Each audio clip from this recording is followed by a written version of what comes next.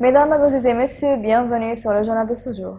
Le président du Parlement libyen, le chancelier Aguila Saleh, a déclaré que la déclaration du Caire est la plus proche pour résoudre la crise libyenne en toute impartialité. Dans une interview exclusive avec l'Arabia El Hadath, le chancelier a ajouté que sa rencontre avec le commandant général des forces armées arabes libyennes, le maréchal Khalifa Haftar, sous les auspices égyptiens, devait soutenir la solution politique et unifier les institutions libyennes, indiquant que le conseiller et le maréchal Haftar sont sur la même voie pour résoudre la crise libyenne. En outre, il a souligné qu'il n'est pas permis que le soi-disant chef du conseil présidentiel et chef du gouvernement proviennent d'une même région, soulignant que chaque région nommera son représentant au conseil présidentiel.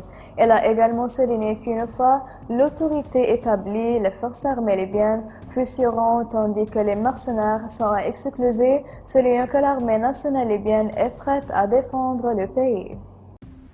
Le député Jabril Ouhaïda a déclaré que la Turquie ne cessera pas d'adopter des armes sur les territoires libyens et ne cessera pas ces pratiques abusivement qu'elles ne se trouvent dans le cadre d'ententes politiques par lesquelles ses intérêts sont réalisés.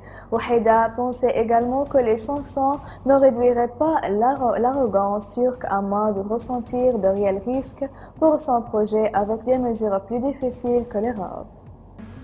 Le président du comité des gouvernements locaux du Parlement libyen, M. Driss Amran, s'est félicité de la tenue d'élections municipales de l'aisance sous la légitimité de la Chambre des représentants dans les plus brefs délais, alors que le chancelier Aguila Saleh s'est engagé dans ces déclarations qui sont intervenues dans le contexte des récentes manifestations populaires. Et il a également souligné que les élections permettraient aux citoyens des municipalités de choisir qui guérirait leurs affaires quotidiennes et un droit garanti par la déclaration constitutionnelle et qui renforce le principe de responsabilité dans la société. En outre, M. Amran a appelé la nécessité de fournir un soutien adéquat à la commission électorale municipale de manière à garantir qu'elle remplisse ses fonctions et exprime ses remerciements aux institutions de la société civile qui ont montré leur volonté d'œuvrer pour le succès des élections municipales. Vendredi, le commandant de la garde des installations pétrolières, le général de division Najel Morelbi, a démenti des rumeurs sur la présence des forces étrangères dans les champs pétrolifères et les ports, confirmant que tous les champs pétrolifères et les ports sont sous le contrôle et la sécurité des pétroliers facilitée Goar.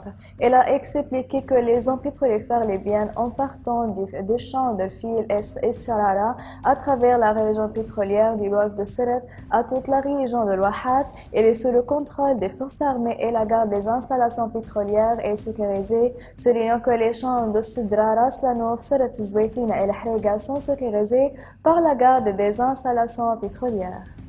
Mesdames et messieurs, la fin des résumés. Merci de m'avoir attiré votre attention et au revoir.